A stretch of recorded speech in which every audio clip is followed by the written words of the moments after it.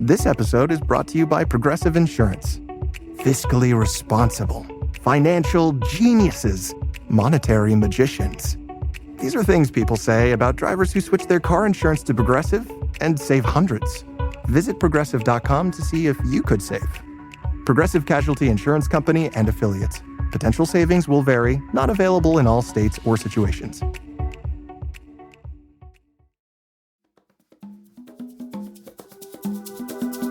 Today on CityCast Denver, the name Jeanette Vizguera means something to Denverites. She gained national attention in 2017 when she first took sanctuary in local churches to evade deportation. Since she last left sanctuary in 2020, her status has been in limbo. But on Monday afternoon, ICE detained the mother and immigration activist. I sit down with advocate, organizer, and regular CityCast guest Tim Hernandez to break down what's happening with Jeanette and what's to come. And just a note, this episode contains some explicit language. Today is Wednesday, March 19th. I'm Bree Davies, and here's what Denver's talking about.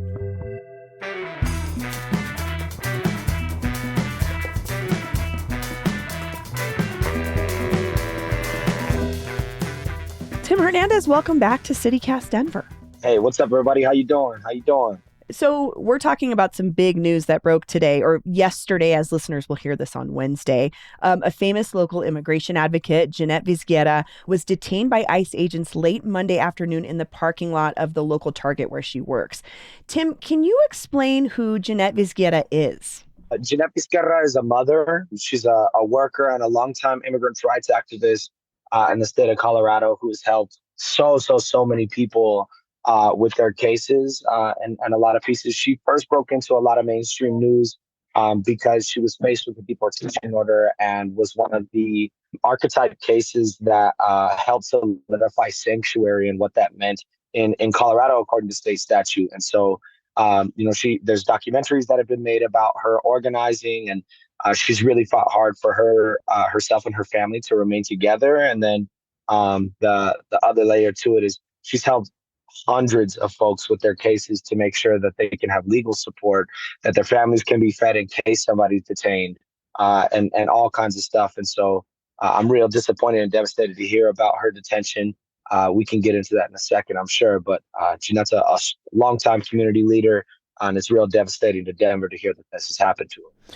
Well, let's talk about this previous situation where she really gained notoriety. And I think Denverites may remember this from the first Trump administration, when Jeanette lived in a couple of local churches for 3 months because at the time, ICE had a policy not to conduct operations in, quote, sensitive locations. So We're talking churches, schools, and hospitals. But after her case sort of got swept up into the state and national politics, she had to take sanctuary again in 2019. She left the church in 2020 and has since become, like you said, an immigration advocate and organizer. Tim, what do you think that it means for her to be detained by ICE now in 2025? Earlier today, the mayor released a statement that I really think gets to the heart of what I think is that situation. I know a number of you have been tracking this morning information about Jeanette Vizguera, who has been picked up by ICE. I just want to make clear people should know what this is. This is not immigration enforcement. This is Soviet-style political persecution of political dissidents under the guise of immigration enforcement. This is not someone with a criminal record. This is a mom of American citizens who works at Target and has started a community nonprofit. This is not something that makes our community safer, in my mind. I think it makes our community flawless. The Trump administration has beat the drum saying that they're going to violently deport violent criminals, people who are dangerous to our community. And Jeanette is not a danger to our community. She's a resource, an asset, and a matriarch of our community. And the reason she is currently being held in deportation proceedings is not because she has committed a crime.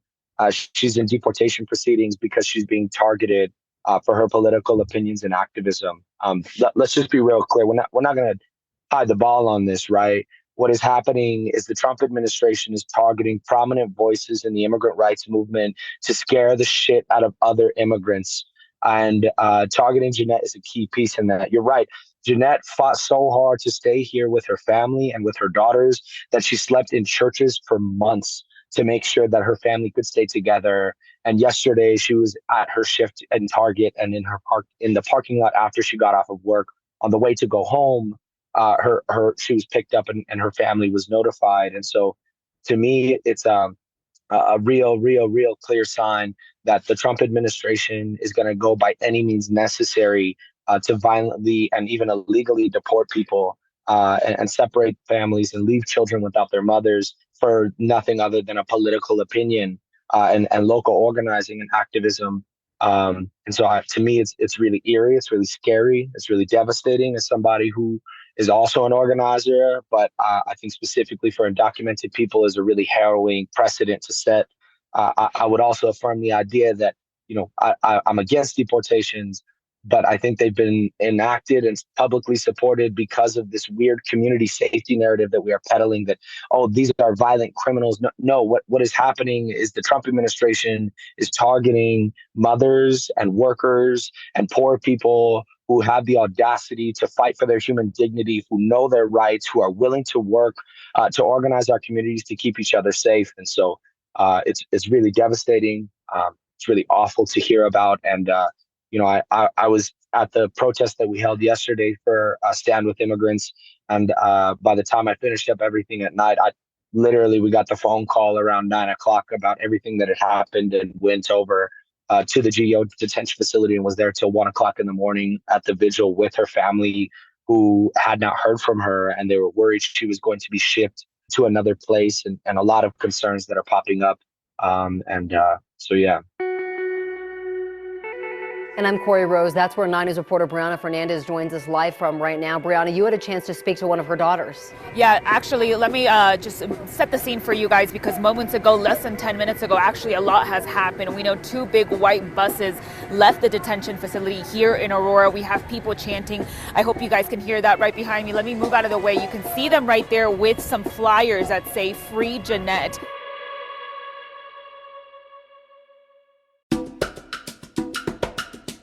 This episode is brought to you by Denver Health. Not sure if you need urgent care or the emergency room? Denver Health has you covered. For non-life-threatening issues like minor injuries, abdominal pain, and even stitches and x-rays, Denver Health's urgent care is your go-to choice. Just walk right in. No appointment needed. With 4 convenient options, including adult care, pediatric care, virtual visits, and a downtown location at 16th and California, Denver Health makes it easy to get the care you need when you need it.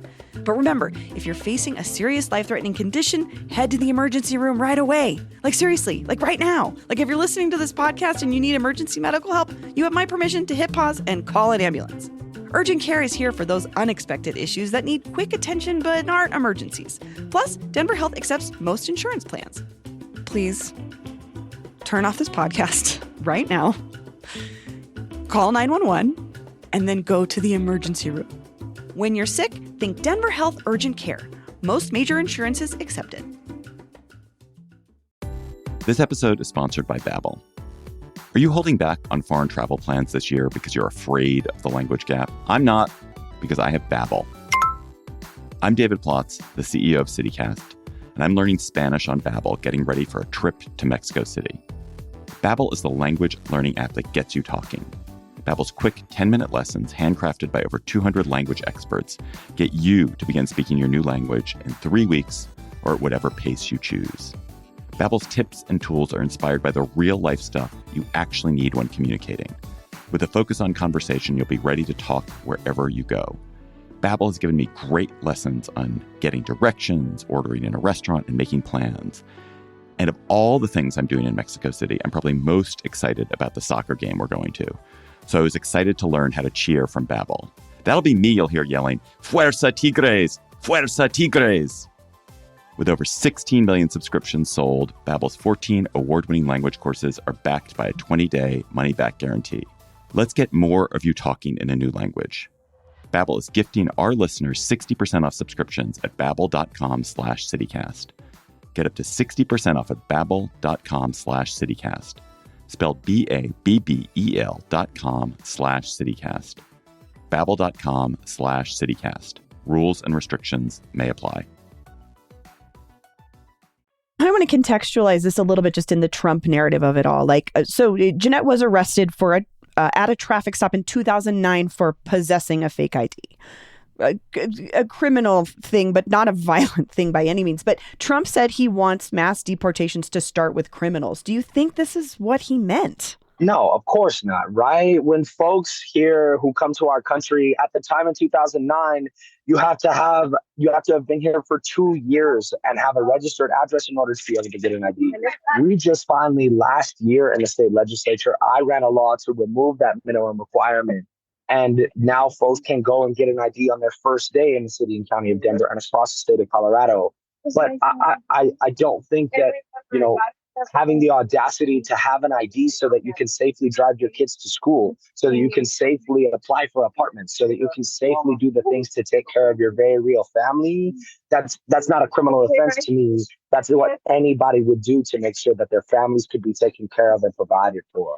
And I do just want to say for the record, I've also possessed a fake ID. So yeah, come on. Yeah, it's just something that happens. But I do want to say, so Senator Julie Gonzalez, who worked with Jeanette's lawyer, Hans Meyer, before being elected, said that Jeanette was put on a plane today, and we don't know now where she's being held. What do you think is going to happen next, Tim? Well, I have different information than that Jeanette is still at the GEO ICE facility. Okay. That her family has gotten in contact with her this morning. And so this is actually today on Tuesday. I know this is going out on Wednesday. There's going to be a vigil at 6 p.m. And her family is just asking to maintain lines of communication to make sure that she is not transported, without their knowledge or consent. And I think that it's, if we've seen what's been happening with the Trump administration, it's a long time tactic of them to do things like that. With the case of Mahmoud Qadir in New York and everything that is happening to him, he was transported away from his 8-month pregnant wife from New York to Louisiana within 36 hours. Again, a green card holding person in the United States. And so I think that there's a real strong way that our government has reached a point that, I'm not going to hide the ball, Brianna. I'm not going to chew the fat on it. You know what I mean? It's fascism. And it is suppressing political dissidents in ways that is really, really dangerous, not just for undocumented people, not just for people who hold green cards, but for all people. And so I know I'll be in attendance tonight and supporting the family. And we're just asking folks to continue to support the family as they go about these things. And we're also just thinking about the local discourse on immigration. Governor Polis has weighed in, who's generally been pretty welcoming to Trump's crackdown on immigration. But Governor Polis said, quote, "The state has not seen any transparent accounting of ICE operations in our state and has not been notified beyond press reports of the apprehension of Ms. Vizquierra." What are we looking at now? I mean, you've been on the political side of things. You're on the activist side of things. Look, we can't hide the ball on this either, Bree. Governor Jared Polis welcomed the federal government's support in detaining criminals and people who are undocumented in the state of Colorado. And so for the governor to feign that he might be unaware of her situation or somehow removed from the consequences of his decisions, of his words on the press, Bree, it was at the state address where the entire state legislature, the governor comes and sets the tone for what happened. And he said, please come and deport people in Colorado. That's what he did. And so for him to act like he is removed from this situation, that he's not knowledgeable, oh no, we can't make a phone call and find out about what's going on. I was calling our state senators, calling folks last night to make sure they knew about the situation. Everybody in the state of Colorado woke up to that information. So for the governor to act as if he has some different information than the rest of the public to know, oh no, maybe she's in some different place, is again feigning ignorance that is going to promote violence and danger to folks who are undocumented in the state of Colorado. It's shameful that he would act as if he is in some moral standing that, I just have different access to information. And so, this isn't actually happening this way. That's exactly what Republicans are doing. That is exactly what conservative governments have been doing. And I would hope that our governor would have the guts to stand up and say, this is wrong. If anything, to say, I made a mistake, to say that we need to do something better. We cannot continue to do these things because, again, Jeanette Vizquierra is not a violent criminal. She is a mom of 3 daughters who works at Target and takes care of her family and just happens to have a political belief that other families should have the tools and resources to take care of themselves, to know their rights as well. And so I'm not buying it, to say the least. And I hope that Jared Polis has the backbone to be able to understand that we're not buying it either. Well, Tim, I know you're a very busy guy, so I really appreciate you taking the time to talk with me today. Orale. Thank you. I appreciate y'all lifting the story. For anybody that is asking about other ways that they can support, her family has a legal defense fund on GoFundMe. I hope that we can put that maybe in the show notes to make sure, that we can keep those coffers full for her legal defense and make sure her family can receive some support right now. And I know it'll be a little bit retroactive, but I would just say keep it in your circles of information for opportunities to publicly support Jeanette as well. Absolutely. Thank you so much, Tim. All right. Thanks, Ree.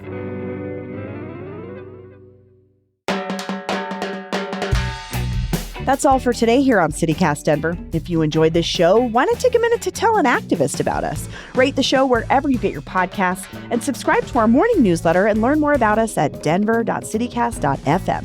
We'll be back tomorrow morning with more news from around the city. See you later. They all were asking for it. Everyone on the Highline Canal.